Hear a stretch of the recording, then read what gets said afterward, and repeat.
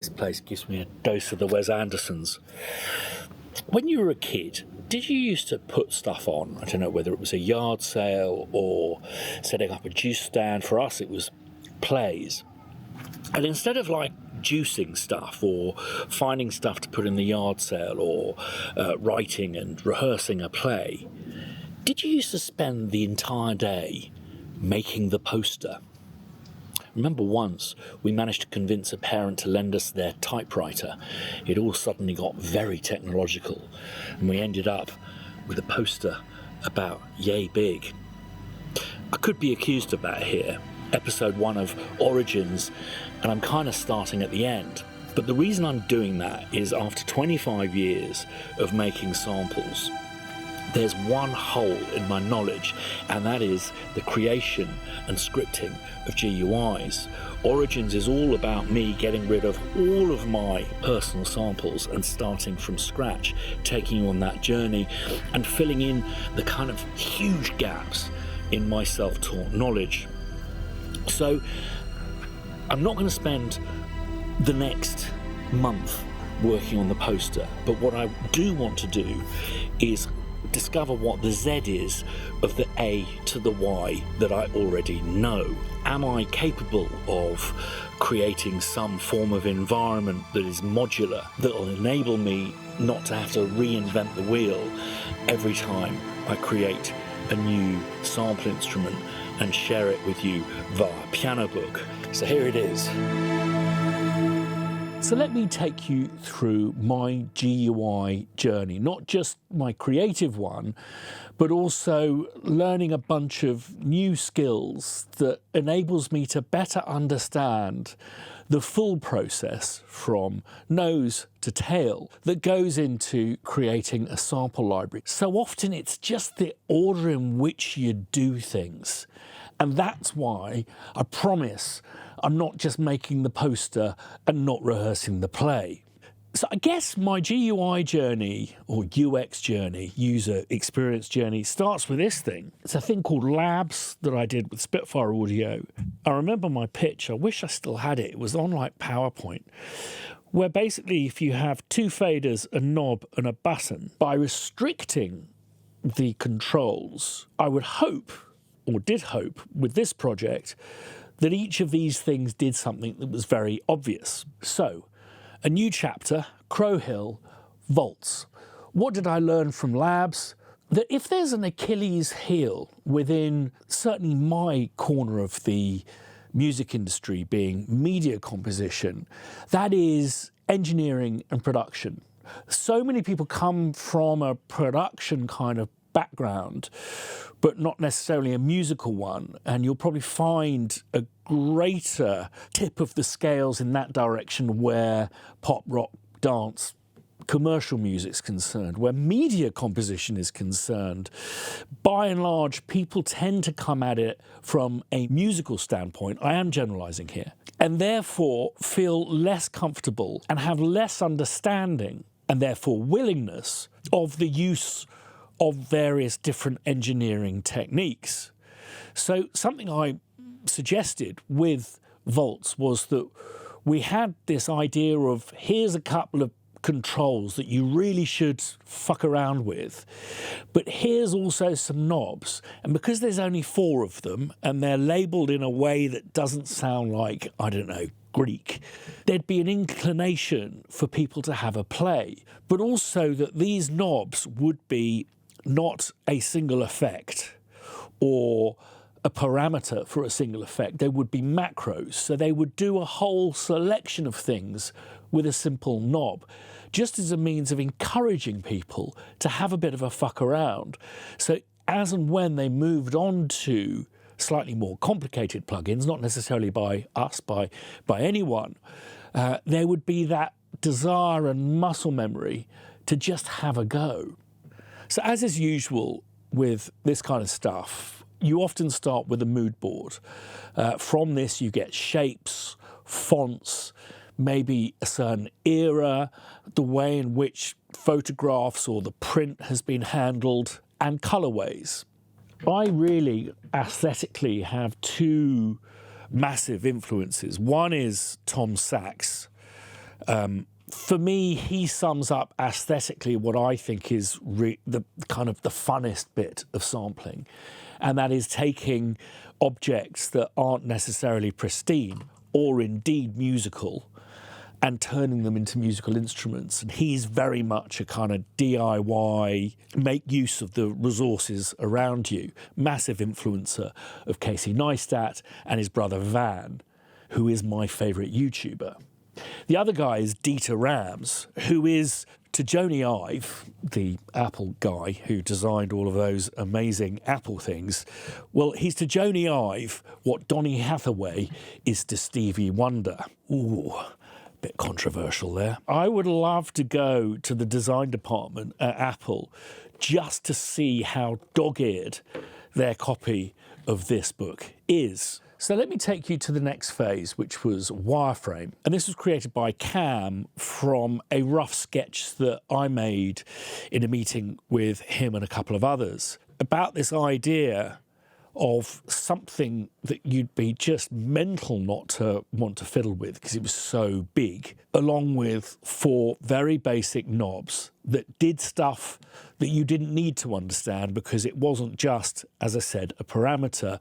It was actually a whole chain of parameters. The wireframe performs 2 purposes. One is to explain the function of each graphical element, but the other is to plan out your real estate and create a basic rough idea of, for one reason or another, what we came up with didn't really tie in. I think it was more this, Dieter Rams, than it was this. So this is when I introduce you to the wonderful world of Figma. Basically, a different kind of version of Illustrator with little bits of Photoshop thrown in, but it's more that way around. I returned back to our friend Dieter, and I was really struck by this particular radio. One, because it's one of the designs that Apple hasn't nicked, but 2, there were some aspects to it that I felt were very human, slightly retro in feel, analog in feel. Namely around here. I love the simplicity of the knobs, and being graphic design challenged, I could actually, just by looking at what these were, could figure out that basically these were just a series of circles with different gradients within them.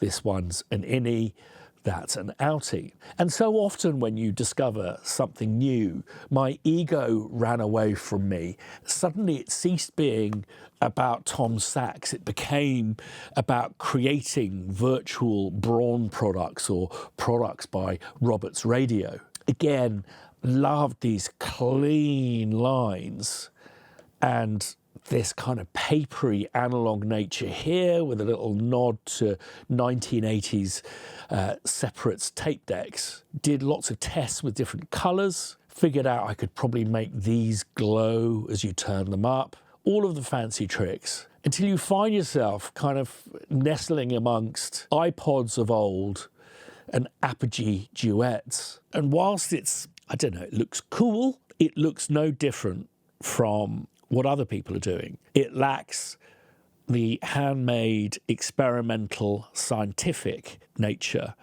and looks like something pretending to be something it isn't. This also took me on to looking at what this concept would look like on our other GUIs, which I knew were coming down the line. There's concussion. But was rightly fed back by our head of production that these, another set of also ran GUIs amongst a very crowded terrain of people who'd figured out how to make photorealistic looking bits of kit and grab people's attention in that manner without saying anything that was individualistic or indeed unique to our ethos and brand. I did a bunch of tests of animations with view to creating sprite sheets. So that's something I had to learn how to do. Sprites stem from a hardware need, and that is that in order to make computer games playable and watchable and responsive, technicians needed to find some way of the screen, the whole screen, not having to refresh every time you moved a pixel either way. So they created these dedicated chips that simply handled sprites. And they're called sprites because they were like ghosts that leave nothing behind. And the idea is you'd set up a background and you put the sprites on top, but the sprites wouldn't erase the pixels on the background. But I'm getting ahead of myself. Moving on to Vault's redesign, I think one of the big notes from Cam was, let's not do 3D. Let's go 2D. Go back to my original ideas, which are 20 years old now nearly, of creating UIs that were more like scientific diagrams that moved in real time and changed the various parameters that they were diagrammatic of. And what was interesting when just working with these different shapes was when I started moving them around, I found something really pleasant about that it could be a simple diagram, but with clever interlocking, it had almost the feel of the movement of a Swiss watch. So that started getting me thinking, back to reintroducing the more Tom Saxy stuff. What if these diagrams were slightly more rougher joined, older paper, washes of paint, a little bit like these images from a lot of the preliminary artwork from the film classic Alien, but provided they interlocked in a manner that was clever and felt Swiss watchy, you'd be able to combine this touch point and sense of this is experimental, homemade, working with the materials around you, that kind of stuff. A little bit Heath Robinson, but with the craftsmanship of a Swiss watch. And that felt like a good meeting point that brought the Tom Sachs back to the Dieter Rams, more development there. So next up, I commissioned from Dot Allison just lots of rough edges, paint washes, shapes, all hand-drawn. A lot of these were drawn around cups and stuff. I created these scrub textures, which I could use as masks, and it led to this, which isn't the finished design, but basically interconnecting circles with these water paint washes, opaque colours with basically different textures being used as masks, along with the text, but also then these kind of guidelines to show almost the workings out, particularly like this lot up here, to give this sense of work in progress with that Swiss watch interconnection between the different elements. First things first to do was to check how that translated to various different colours. And one of the reasons I decided to make all of the controls completely monochrome was so that in order that we kept to our commitment of a new Vault every month, all we'd have to do is simply swap out the colour. And I'll just show you how that's all stacked up in a minute, which leads us to our Vault's master file and our actual sprite sheet. You'll see, there were little ideas of putting some colours inside, but this basically means that there is a single sprite sheet that is used for all the vaults, and this is how the background is put together. So moving along from this guy who apparently came up with the term sprite, developing this chip, which independently processed the graphics independently, I believe, of the computer's CPU, that just handled moving sprites around a screen. As things developed, they wanted to use sprites to animate not only things like missiles and spaceships, but also characters, like read-only memory, and loading it into RAM was an issue. If you wanted to animate something, instead of creating a whole different selection of sprites, why not create a single sheet that was your sprite sheet and simply ask the computer, as it was moving it around the screen, to go, okay, take this sprite sheet, move it to the left this number of pixels, but also we want you to show us this bit of the sprite and no more. So have a look. Here is, for example, the sprite sheet for Mario Brothers. And to give you an example of those refresh issues and imagining that across a whole screen, check out this computer game, which fucking rocked my world the first time I saw it. I remember coming home and saying, I saw a computer game that looked as good, if not better, than an actual cartoon. This became a classic. Thing was, it was incredibly slow because the graphics were such high resolution for the day. And in fact, when you move around, you can see it kind of struggling to redraw. This is a sprite sheet for Sonic the Hedgehog, which I think used stuff like drawn-in motion blur to such great effect that you really thought things were spinning massively, but actually what was happening, all they're doing is moving a single sprite around the screen, just accessing different bits of it to show you. But in fact, you can see that the animation for him rotating is just a few little parts of that sprite. So you'd think in this day and age with a sampler, you'd almost draw a knob into the interface, say that's a knob, turn it around when we interact with it. Not the case. They use the same principles as with computer games and sprites. And that is that if you want something to pass through 360 degrees, or in this case, 270 degrees, and you have 128 different MIDI controller bits of info or numbers, then you have to create a sprite that is a massive ping. So this is one, this is another, this is another. A massive ping that has 128 steps. And basically every time you interact with the knob, a text file that's saved with the knob instructs Contact what to do. This is an image. It has this number of steps. The steps are vertical, not horizontal. And Contact, from that point of view, subdivides the length of the PNG by the number of steps and knows which bits to access depending on the MIDI data that's being fed to it. So that is the sprite sheet for Volts. And what was nice with Volts is we were able to take it on and put it into a 3D domain by keeping the actual GUI 2D, but just having it in an environment that was 3D. Initially, I was playing with the idea of these, like an exploded view of your computer, where you'd almost like remove the volts from the computer, and there are all of these wires and all this music and energy exploding. And then I just looked at the shape of it, and we'd based the original on two System 500 racks together. And I thought, well, it's really close to the shape of a stomp pedal, which have become so popular within my corner of the music industry with media composers, particularly with the Strymon pedals.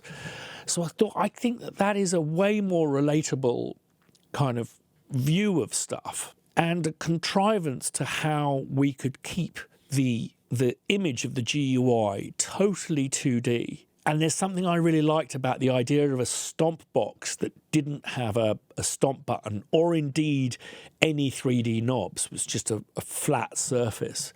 So played with this idea, a few notes to myself. So I think that I borrowed a Chase Bliss pedal, which is why it has this little protuberance there.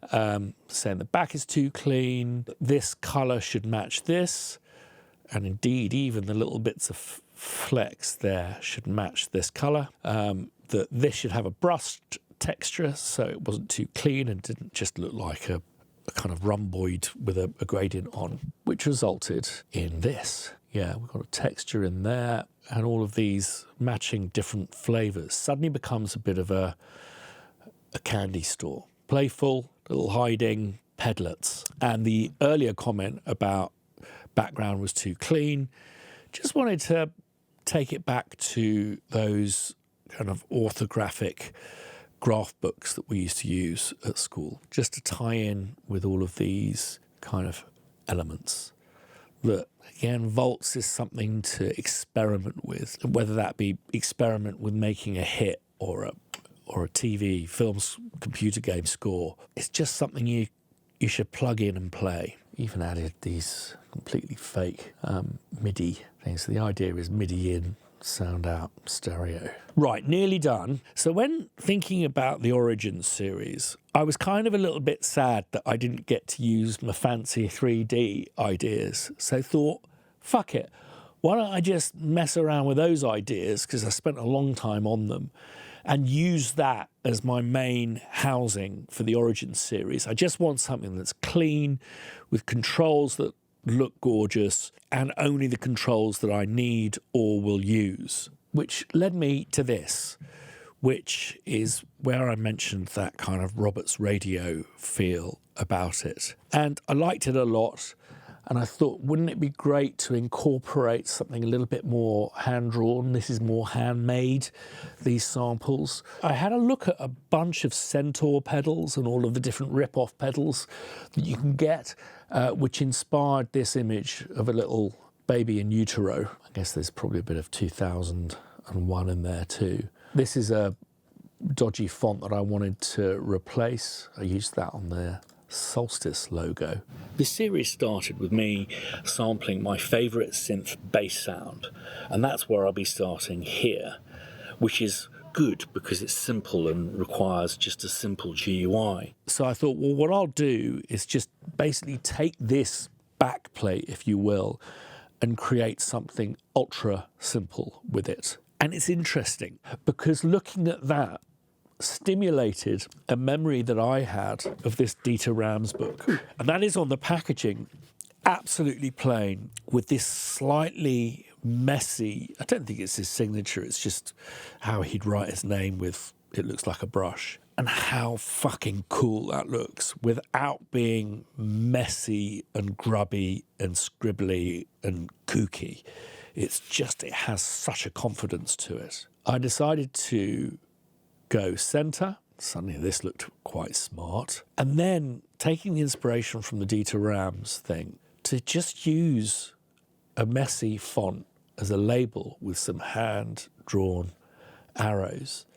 And suddenly it came to life in a way that I think is representative of an environment that I want to work within, which is something that doesn't look too clean and corporate and, you know, in this day and age of AI and all of that stuff, but also something that's not haphazard, chaotic and messy. Replaced the font that I was using, that was commercial font, with this is actually my handwriting that I made into a font. It's just so that when I put notes on Figma for other team members, they know it's me who's writing them because it's in my handwriting. And this Origins logo, which I designed. Now, I don't know about you, but another distraction I've always found when having a massive chuck out of things is rediscovering things that you forgot you had made or indeed owned.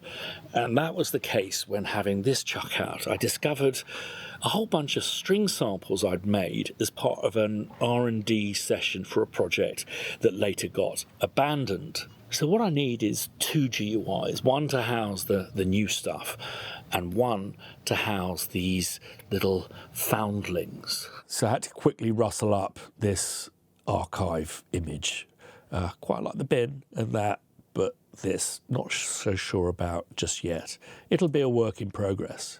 Now, I'm not intending to impart on you my very rudimentary understanding of KSP scripting. There are people way more qualified for that than I.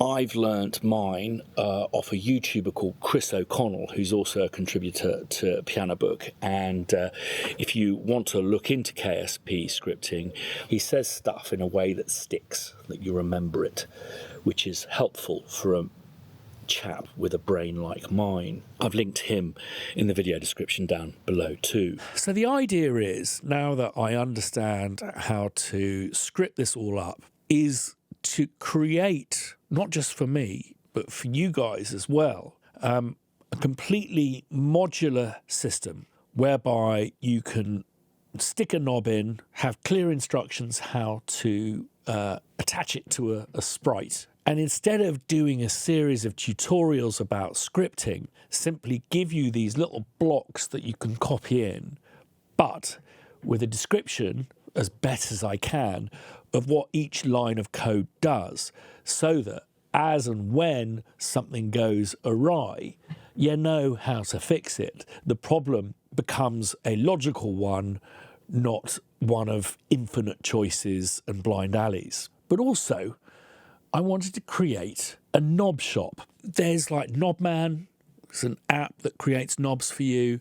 There's various different animation software that you can use for Figma.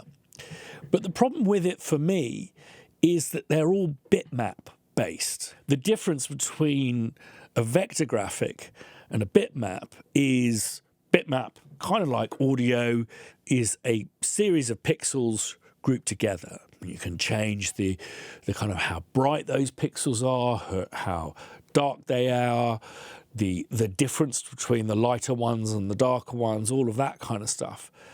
But theoretically, just like audio, it's somewhat limiting.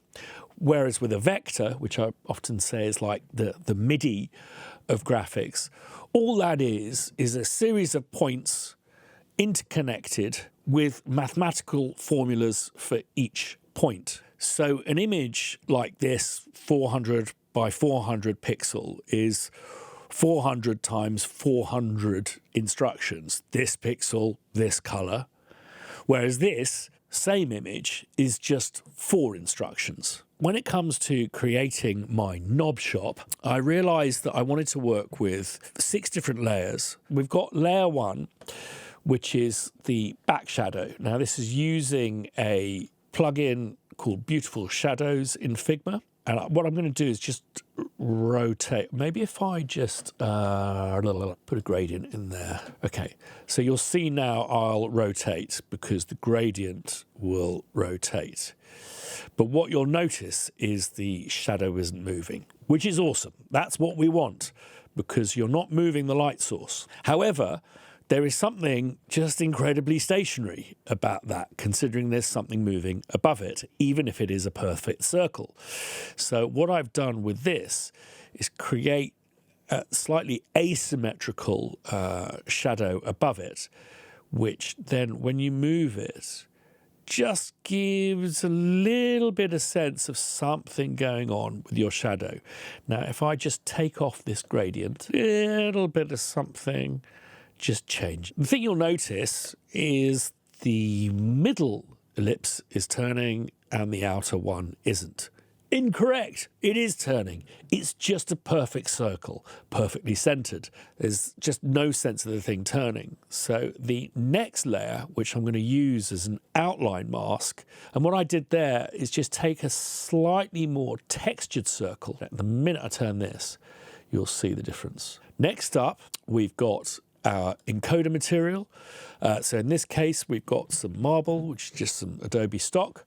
And then we have the impact of light on a 3D object. We then have an indicator and some possible texturing as a top layer. And then finally, we have this light effect, this kind of direct light. Now, this goes over the line, but all of this is going to be masked by this. Why have I got this all separated off like this? This is how these 3D lighting is made. It's just circles with different color gradients in. Now, what's the reasoning between this kind of really intricate way of creating these different layers? Well, that is because I want some of them to move, but not all of them. I want this one to move, but not the shadow. So I want that ellipse to move and cast a different shadow. I want the mask to move. I want the marble to move, as it would do. But I don't want the ambient light that is creating the 3D image to move. So if you see here, that suddenly it looks like a design on the knob, not the light itself. However, if there's any patterner on the knob, I want that to move and this will help us get a sense of movement. And then the same thing with this light. I don't want this to move because the light source is not changing. Let's see if we can just give you an idea of what these things would look like if you moved everything. Now, the only thing that's remaining stationary is the shadow, because that's a plug-in. But you'll see that just looks really queer. Now, if I just move the ones that I'm meant to move, we don't want 6 to move, 5 to move, 4 not to move, 3, 2, 1, and move that, suddenly that looks like the real deal. So next step was to create these SVG sprite assets. I worked out that I was going to do it in 108 steps. It was just a tidy set of increments, 2.5 degrees. Figma only, I think, goes to 2 decimal points. And what I found is when you start interlocking all of these things, having these slightly uneven amounts means by the time you've turned around like 108 steps, it's just not quite in. And then things aren't, if you've got things that are interlocking at different points, you've got like right angles that aren't quite true and stuff. So this is what I created, was a series of different layers moving according to those steps. This is going to be a universal thing. Because it's SVG, I can basically zoom in and break down as much as I want. These can be any size and can start from any orientation without me having to change this sprite sheet. So if you want it to start from 12 o'clock and move to 1:45, or from this kind of where these are pointing from 45 to -45 or whatever, you can do that. And the way you do it is by using these things called components.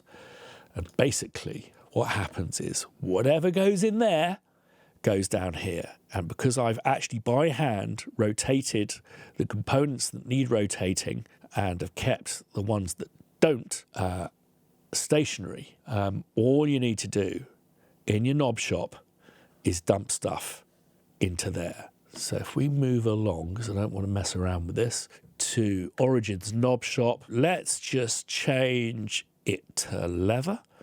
So what I'm going to do is just simply dump this in. Oh, that's quite cool, isn't it? And you'll see, not only for that, but all of them, you've got this leather thing here. So half leather, half whatever it was.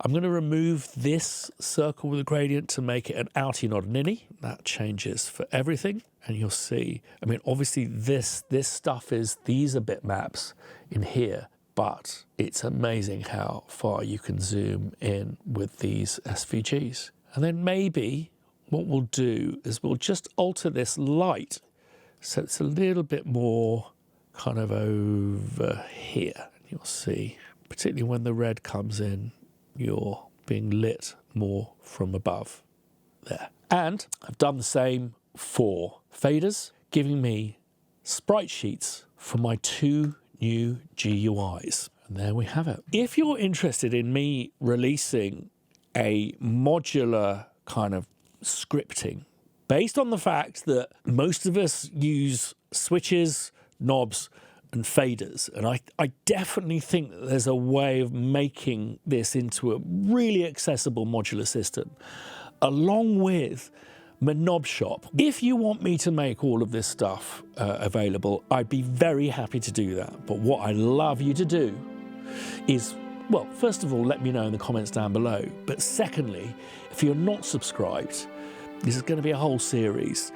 It would be brilliant if you can subscribe. I can see that well over 50% of you who watch these videos regularly are not subscribers. But also, tell your pals to jump on, subscribe. I have a number in my head of the number I'd like to get, 150,000. What that'll do for me is kind of set a bit of a deadline for me to release my Contact modular dev kit scribbly knob shop. So both of these libraries, the synth-bass and the really quite lovely string sample library, are available on pianobook.co.uk, which is a peer-to-peer sound sharing network with, I think, nearly 2,000 sample packs. It really is quite extraordinary, so check it out. And as I said before, if you can subscribe to this channel, that would really help things along and get you the knob shop you so desire.